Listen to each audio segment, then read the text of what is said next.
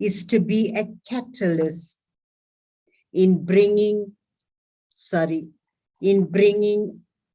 about positive change in the lives of all whom he encounters. Mitan has now engaged himself in both territory and spiritual study to achieve his aim. The most notable aspect about his personality, that he is deeply aware that spiritual achievements fulfill only part of our needs as a human being. But it is incumbent upon us all to also answer our spiritual calling. Mitan is a medical doctor and currently practices at Tambo Memorial Hospital in the internal medical department. In his spare time, Mitan is an avid CrossFit participant, plays golf, and flies radio-controlled aircraft. So a very dynamic, young, powerful individual. As I mentioned, I know Mitan for many, many years, and I was so touched and inspired being so young, how his aim was to bring about positive change in others, make a difference in people's lives, and also a deep, deep yearning and interest for spirituality. So warmly, warmly welcome, Mitan.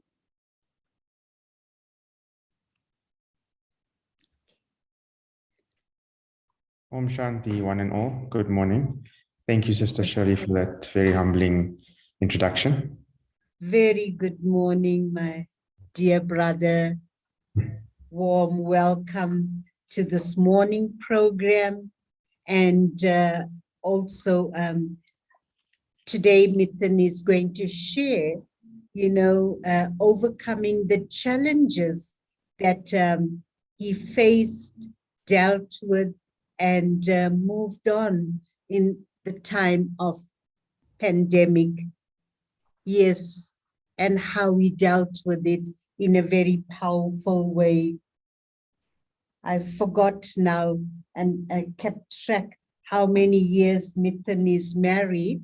So also how he sustained those relationships so beautifully during pandemic as well. So we all need those skills, talents, values, etc. Thank you. I hand over to you. Thank you again, Shirley Ben, for having me this morning. And welcome to all our listeners. Thank you for joining us. As Shirley Ben said, life in the pandemic was rather tough and rather challenging. Three things I could share about myself, and then I'll share some insight or rather experience I had with living with somebody else. So for me was honesty, and it's honesty yourself. Constantly checking in with yourself and taking stock of where your mind is, where your emotions are, your state of spirituality, your mindfulness, physically where you are, what are you eating, your sleep. So I think, again, honesty with the self is extremely important. And that's not just honesty in terms of being able to talk with oneself. It's also taking stock and seeing exactly where you are. So I think another important principle is humility. I often fail to admit things to myself. Society has this notion that we should be strong at all times, no matter what, keep going, never give up, never look back, give your all. And I think during the pandemic, I realized that that notion, while it has its place in the world, can actually wreck you. It led me to burning out not once, but twice in the space of a year, because instead of admitting that I'm in a difficult space, or instead of admitting that I have certain challenges that I need to address, or instead of just saying, hey, I'm actually down and I need help, I would push on, ignore the warning signs, and literally burn out. So I think that notion of being strong all the time definitely needs to be challenged, not just at the level of the self, but also within our relationships and even within our communities. So honesty was the first principle. The second one that I can share was humility, and being able to admit your true state. Again, we live in a society, sometimes there's this notion of, if we ask for help, that makes us weak, it makes us soft, it makes us seem less than adequate. And I think the hardest part about asking for help is to first admit to oneself that one needs help. So just taking a step back and saying, hey, I'm not okay, I need help, and then actually seeking that help. And it's amazing how many people are around us who will help us, not just because they care for us and not just because they love us, but because they're also probably in a similar situation and can relate and can share their experiences and their tools. Also, I think then it's one thing to ask for help. So admit that you need help, ask for help, and surprisingly, help is usually available. And then being accountable, again, to the self for implementing that advice, and accountable to those from whom you've asked for help. And I say that with a disclaimer, because sometimes people's intentions may be good, they may love you, they may care for you, but it doesn't always mean that the advice, excuse me, it doesn't always mean that the advice is appropriate for you in those circumstances. So to recap, for the self, I think it's honesty, humility, and then seeking help. And under help, it's admitting that you need help, asking for that help, and then just holding yourself accountable in terms of what will you be implementing. And I think underlying all of this is challenging this notion that we should be strong at all times. Vulnerability is just as important as strength. And I think we don't often balance those two, because sometimes in our weakest moments, we find our paths that lead to the highest level of growth. So that's from the self perspective. Then I am a doctor, and during most of the pandemic, or even though the pandemic hasn't yet passed, but the first 2 years I was in a research position, so I was at home pretty much all the time. And particularly in the early days of the pandemic, level 5 lockdown, level 4 lockdown, I would just go out for groceries and absolute essentials. So a large chunk of your time, a large chunk of my time was spent at home. So what can I share from living with my wife? I think there also it's honesty, and showing that you're vulnerable, because again, trying to be strong all the time is a recipe for disaster. And then I think what's very important is respect and having boundaries. So it doesn't mean that you live together that you can take each other for granted. That level of respect is still very, if not more important. Constant communication, establishing boundaries. And I'm not talking about establishing boundaries, during a fight or during an altercation or during a confrontation. It's when you're in a good space, when things are going well, when you're open to communication and receiving. I think that's when those boundaries need to be established. Also, giving each other space. If you're now 2 or 3 or 4, 5 people in the same living space all the time, and there's no escape mechanism, there's social isolation, you have to find a way to have space. And space could be physical, or it should be physical, mental, and even spiritual. And that could be, identifying, each person identifies a small corner, a small space in the home. Yes, some people have smaller living spaces, some people have bigger living spaces, but it's still possible. And then I think just being conscious. So I guess that's your state of mindfulness. Are you living in the present? Are you respecting your partner? Are you respecting yourself? Are you observing the principles you subscribe to? Are you taking stock of yourself? Are you taking stock of your partner? So I think mindfulness is a very, very important tool that you can use. And I think it's easy for me to say that. It's how do you remain mindful in the moment?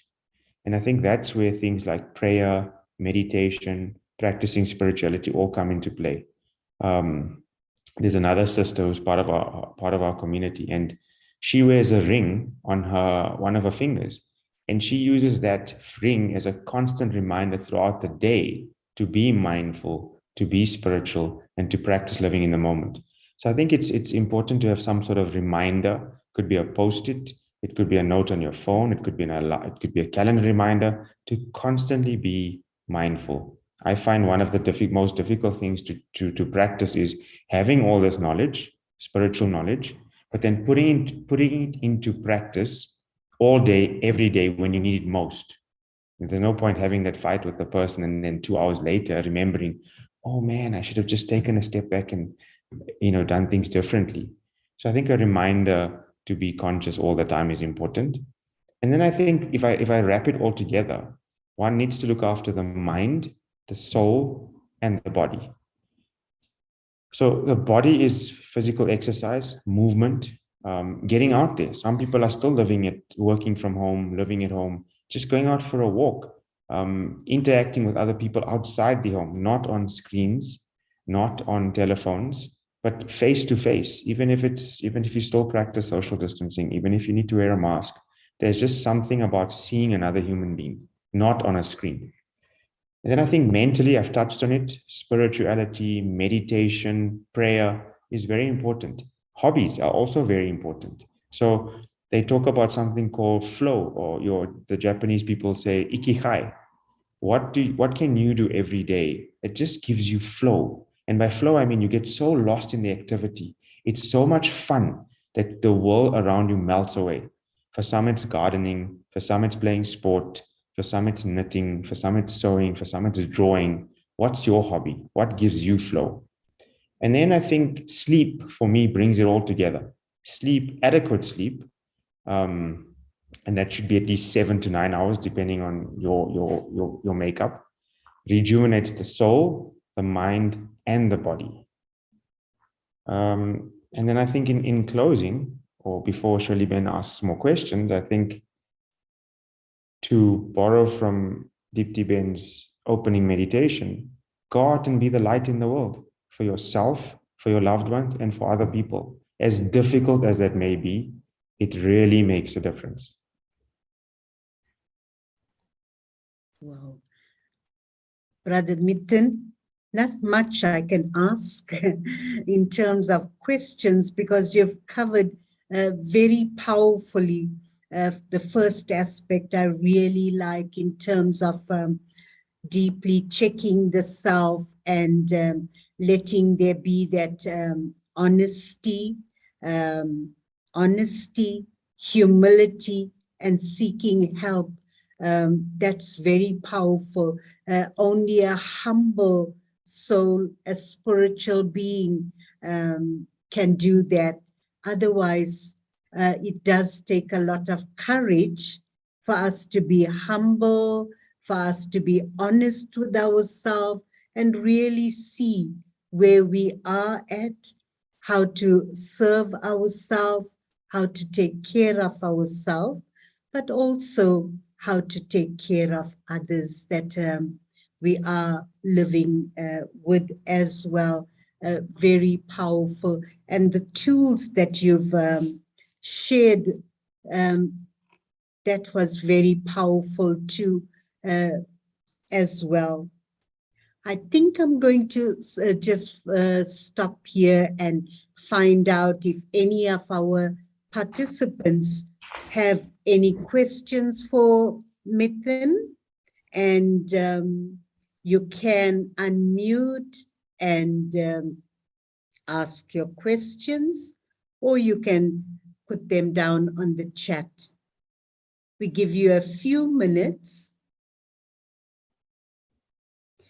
And for myself, the tools that my brother Mitan shared, I think, to know when we are, when we have that humility and filled with that spiritual strength and prayer, etc., we have the courage, I think then we are able to recreate our lives and bring out the best in ourselves every day as well. And really also the other thing that I picked up from Mitan, living with someone, see the goodness, see the qualities in them, and bring out the best in them as well. Okay, there's Maseke. Greetings of peace. Thanks for sharing. May you please give examples of the boundaries set for married partners? Sure. So I'll share a couple of examples. I think downtime and quiet time is very important. So you have to speak with your partner and find out what preferences they have around quiet time. And when I mean by quiet time, I mean you can still be living or present together in the home, but you're just respecting that for this next 30 minutes or 1 hour, my partner just needs her own space where I don't talk to her. And not because, not out of bitterness or resentment, but out of, okay, I respect my partner enough to give her an hour of her own space because she would like to pray or she'd like to practice a hobby or just be. I think sleep is also another important example. If you share a bedroom together, it becomes vitally important to, as far as practical, to align the times at which you wake up and the times that you go to sleep so that you can have a healthy sleep. Some partners can sleep through disturbances, others can't. I get disturbed fairly easily. So I've, over the years, tried to now match my partner's sleeping times so that I can have a better quality sleep. And then I think I wanted to touch on living together. It slipped my mind. Respect is important. Taking each other for granted. So just because you spend all your time together does not mean you're spending quality time together. In fact, we realized that we'd be together when you sleep, you're together when you're working, you're together when you're having your meals, but that quality time, that you'd go out on a date on, or that you'd sit and just listen to each other, stare into each other's eyes and really just listen to each other. We had forgotten to do that.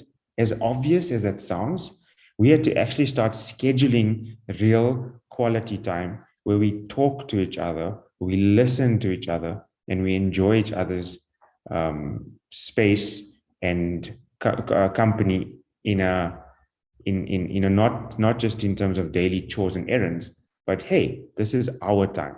So I hope that helps a little bit, Maseke Ben.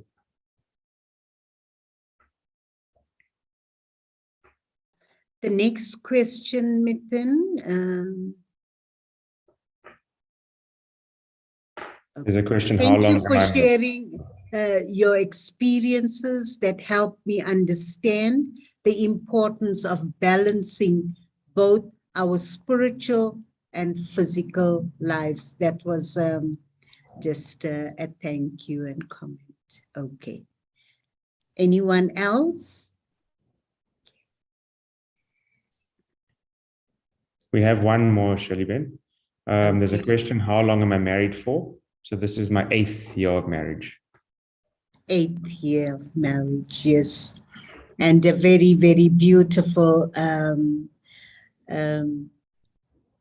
person that Mitan has married. She's also taken the meditation course many years ago. Bhakti, a lovely pharmacist as well. And hopefully we get her to chat with us because she's so calm, serene, and loving. and we will try to get her to chat as well with us, sharing her tools and gifts with us one of the weeks as well.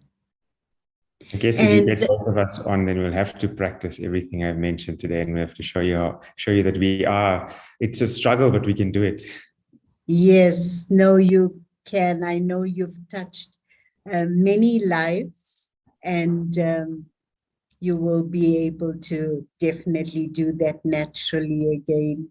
And lastly, would you like to share any last what can I say, last guidance for us or anything?